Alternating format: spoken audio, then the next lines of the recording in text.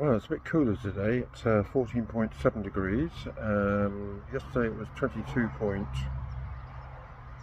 I think it was, or 8, and overnight 11.8. And it's been raining during the night as well, and yesterday. Yeah, we'll call that 8 millimeters. Certainly having some rain. Sun is trying to come out. Some blue sky up there. My socks today, golf course and dinosaurs.